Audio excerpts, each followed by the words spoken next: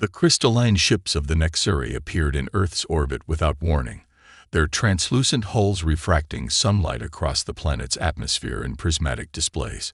Ambassador Derek stood on the bridge of the flagship, his iridescent scales shifting colors as he observed the blue planet below. To him, Earth was nothing more than another primitive world, barely worth the attention of the Nexuri concordat. "Fascinating," he murmured, his multifaceted eyes analyzing the planet's surface. "Such a young species, yet they've managed to avoid self-destruction." His aide, Trill, nodded in agreement, her tendrils wavering in the artificial gravity. The Nexuri had spent millennia mapping the cosmos, cataloging species, and guiding developing civilizations toward enlightenment. They saw themselves as shepherds of progress, guardians of order in a chaotic universe. Earth, with its mere centuries of industrial development, seemed like another simple project. First contact proceeded according to protocol. The Nexuri broadcast their arrival in every human language, their message one of benevolent guidance. Earth's governments responded with surprising composure, arranging a diplomatic meeting at a neutral location in Geneva. Ambassador Derricks addressed the United Earth Council with practiced patience, his translator converting his harmonic speech into human languages. "We come as friends, as teachers. The Nexuri concordat has guided countless species through their development. We offer you the same opportunity." Director Samira Chen of the Earth Defense Initiative listened quietly, her expression unreadable. When she finally spoke, her words carried a weight that Derricks couldn't quite understand. "We appreciate your offer, Ambassador. However, before we proceed, we'd like to show you something." The site they chose was in Antarctica, beneath 3 kilometers of ice. As their transport descended through a massive shaft, Derricks noticed ancient markings on the walls, symbols that predated known human civilization. His certainty began to waver. The chamber they entered defied explanation. Perfectly preserved in the ice was a vast complex of structures, built with technology that shouldn't have existed on Earth. The walls were covered in patterns that Derricks recognized from ruins across the galaxy, patterns that were millions of years old. "This is impossible," Trill whispered, her instruments scanning frantically. "These structures, they're built with materials we've only theorized about." Director Chen's voice echoed in the chamber. "We've found sites like this on every continent, beneath every ocean. Some are older than your civilization, Ambassador. We didn't understand them ourselves until recently." Derricks's scales shifted to a pale blue of confusion. "But your recorded history is exactly that." "Recorded," Chen interrupted. "What we're showing you predates our current civilization. Humanity has risen and fallen many times. Ambassador, what you see as our beginning is merely our latest awakening." Before Derricks could respond, alarms blared throughout the complex. On the surface, new ships had appeared in orbit, the angular, predatory vessels of the Kraveri Empire, known throughout the galaxy as conquerors and destroyers. "Perfect timing," Chen said, pressing her hand against a section of the wall. The ancient patterns began to glow, and deep beneath the ice, something ancient stirred to life. "Now you'll understand why we've been so calm about your arrival, Ambassador.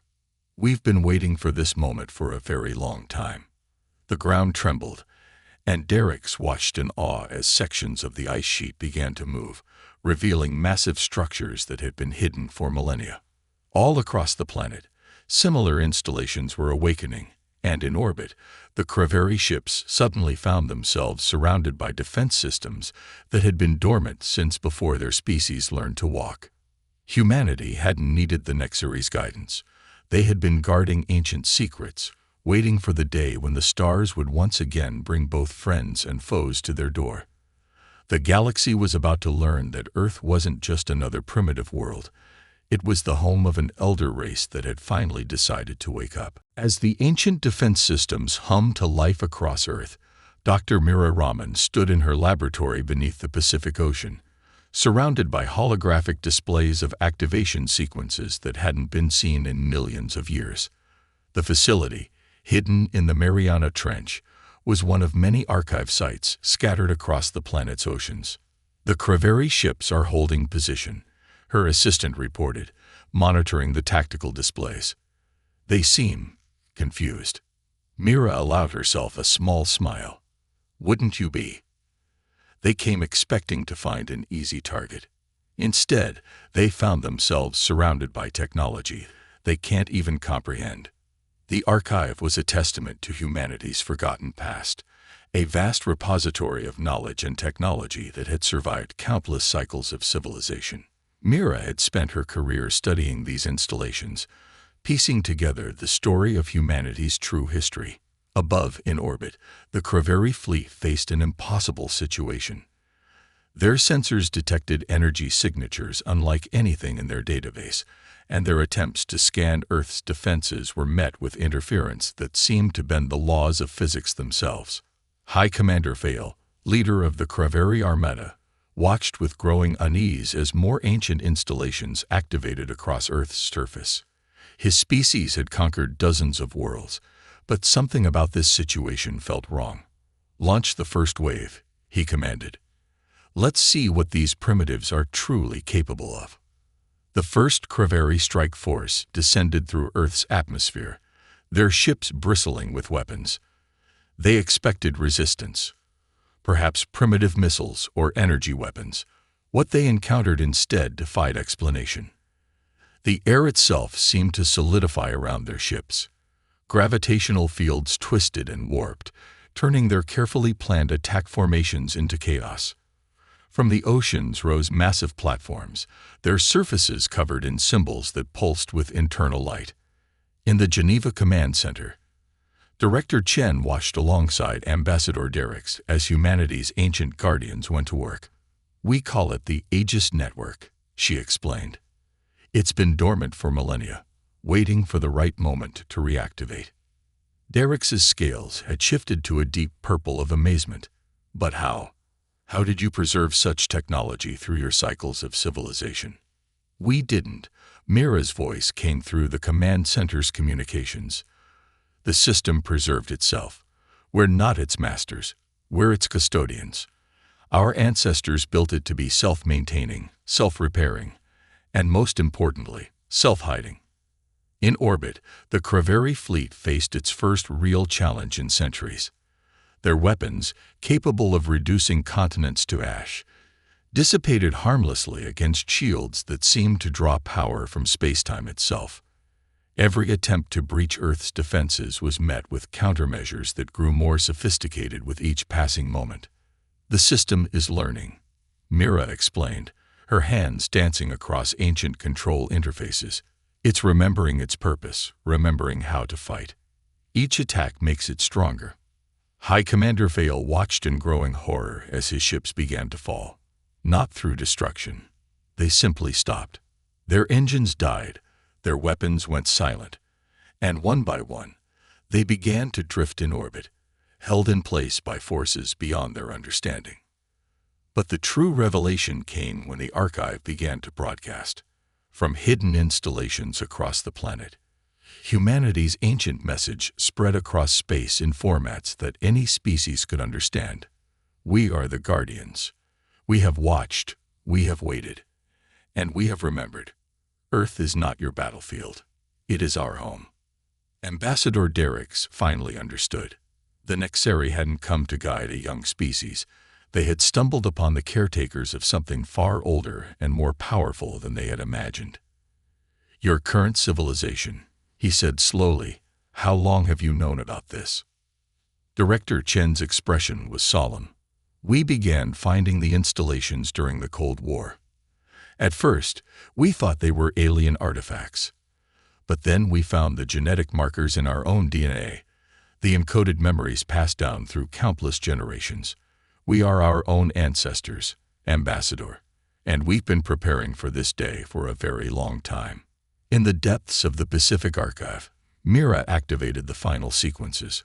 Across the planet, more installations were awakening, each one containing pieces of humanity's lost legacy. The Craveri fleet hung motionless in orbit, a testament to the folly of underestimating Earth. But this was just the beginning.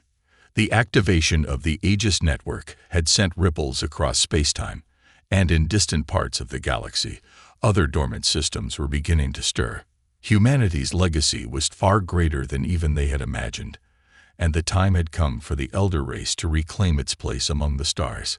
Captain James Blackwood stood at the helm of the Remembrance, humanity's first restored warship from the ancient fleet. The vessel had emerged from its millennia-long slumber beneath the Atlantic Ocean, its quantum engines humming with power that defied conventional physics.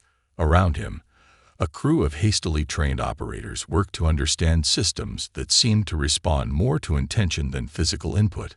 "Main systems are fully operational," reported Lieutenant Patel, her hands hovering over controls that shifted and adapted to her thoughts. "The ship's eye is. It's teaching us as we go." In orbit, the immobilized Craveri fleet watched helplessly as more ancient vessels rose from Earth's oceans. These weren't simple defensive platforms. They were ships of war, built by a civilization that had once ruled the stars. Each vessel was a testament to technology so advanced it bordered on the miraculous. High Commander Vale, still trapped aboard his flagship, felt something he hadn't experienced in decades. Fear. How? He demanded of his bridge crew. How did we not know about this? The answer came from Ambassador Derricks, who had been invited aboard the Remembrance as a witness to humanity's resurgence. "Because they didn't want us to know," he said, his scales now a deep blue of reverence. "They hid everything so perfectly that even they forgot, until they needed to remember." Director Chen, coordinating from the Geneva Command Center, watched as more of Earth's ancient legacy revealed itself. The Aegis network hadn't just been a defensive system. It was a key to unlocking humanity's dormant potential. Across the planet, people were beginning to experience strange memories, flashes of knowledge from lives lived eons ago. "The genetic memory transfer is accelerating," Dr. Raman reported from the Pacific Archive. "The activation of the ancient systems isn't just waking up our technology. It's waking up our ancestral knowledge." In orbit, Captain Blackwood guided the Remembrance through maneuvers that should have been impossible. The ship moved like a living thing, its quantum fields bending space-time around it. The crew found themselves understanding controls and concepts that should have taken years to master. "It's like we've done this before," Lieutenant Patel marveled, as her fingers danced across interfaces that responded to her thoughts. "Like our bodies remember even if our minds forgot." But the true revelation came when the Remembrance's deep space sensors activated. They detected something massive approaching. A fleet of ships unlike anything in known space. For a moment, everyone feared another hostile force, until the ships began broadcasting on frequencies that only Earth's ancient systems could understand. "They're ours," Dr. Raman announced, her voice filled with wonder. "They're automated vessels we sent out millions of years ago, before the last great sleep. They've been waiting out there, watching, gathering information about the galaxy." The returning fleet carried with it a repository of knowledge about every civilization in known space. It had watched the rise of the Nexari, monitored the expansion of the Craveri, and maintained a silent vigil over countless other species, all while waiting for humanity to reawaken. High Commander Vale, watching through his ship's sensors, finally understood the magnitude of his mistake. "Your current civilization," he addressed Director Chen through a forced communication channel. "It's not your first attempt at reaching the stars, is it?" "No," Chen replied, a slight smile playing at her lips. "It's just the first time we've done it while remembering who we really are. The previous cycles were tests, preparations. We needed to be sure we could handle the power we once held. We needed to learn wisdom before we reclaimed our strength." Ambassador Derricks watched as more ancient ships rose from Earth's waters, each one a masterpiece of engineering that his people could barely comprehend. "You could have conquered us at any time," he realized. "You could have ruled the galaxy." Captain Blackwood shook his head. "That's not our way. Not anymore. We didn't hide our power because we were afraid. We hid it because we needed to evolve beyond the desire to dominate. Every cycle of civilization, taught us something new about ourselves. The Remembrance moved through space with graceful precision, its systems now fully awake and responsive. Around it, the ancient automated fleet took up defensive positions, their presence a clear message to any who might threaten Earth. Humanity had not just returned. They had returned wiser, stronger, and ready to take their place among the stars, not as conquerors, but as guardians of a peace they had spent eons learning to understand. The stars themselves seemed to hold their breath as Earth's ancient fleet assembled in high orbit. The Remembrance led the formation, its quantum fields rippling with power that had been sleeping for millions of years. Behind it, dozens of recovered vessels from Earth's oceans joined with the returning automated sentinels from deep space, creating an armada that represented the full might of humanity's forgotten legacy. In the Geneva Command Center, Director Chen received reports from across the globe. The awakening had triggered something unprecedented, a cascade of genetic memory activation that was spreading through the human population. People everywhere were beginning to remember fragments of past lives, glimpses of the civilization they had once been. "We're receiving transmissions from other star systems," Dr. Raman reported from the Pacific Archive. "Hidden outposts, dormant colonies, automated research stations, they're all coming back online. Our influence reached further than we imagined." High Commander Fail, still trapped aboard his immobilized flagship, watched with a mixture of awe and terror as more of humanity's true nature revealed itself. The species he had come to conquer had turned out to be the very architects of much of the galaxy's ancient history. "Your people," he addressed Captain Blackwood through a communication channel. "Why did you hide? Why pretend to be primitive when you held such power?" The answer came not from Blackwood, but from the Remembrance itself. The ship's eye, fully awakened now, projected an image into the command center, a historical record of humanity's past. It showed a civilization that had reached heights of technological achievement that bordered on godlike, but had nearly destroyed itself through arrogance and conflict. "We didn't hide from weakness," Director Chen explained, watching the holographic display. "We hid from our own power." Each cycle of civilization was a test, an experiment in growing up again, learning wisdom instead of just accumulating knowledge. Ambassador Derrick's scales shifted through patterns of understanding. The ruins we found across the galaxy, the mysterious artifacts that no one could explain. All part of our journey, Dr. Raman confirmed. We seeded the galaxy with our technology, our knowledge, but we encoded it so it could only be accessed by civilizations that had achieved the right level of ethical development. We became gardeners instead of conquerors. The revelation spread across the galaxy as Earth's hidden networks reactivated. The mysterious quantum beacons that had guided space travel for countless species, the seemingly natural phenomena that had protected developing civilizations from cosmic disasters, all were products of humanity's ancient stewardship. On the Remembrance's bridge, Captain Blackwood received a signal from the ship's deeper systems. The vessel had been more than just a warship. It had been a seed, carrying within it the complete history of humanity's journey from conquerors to guardians.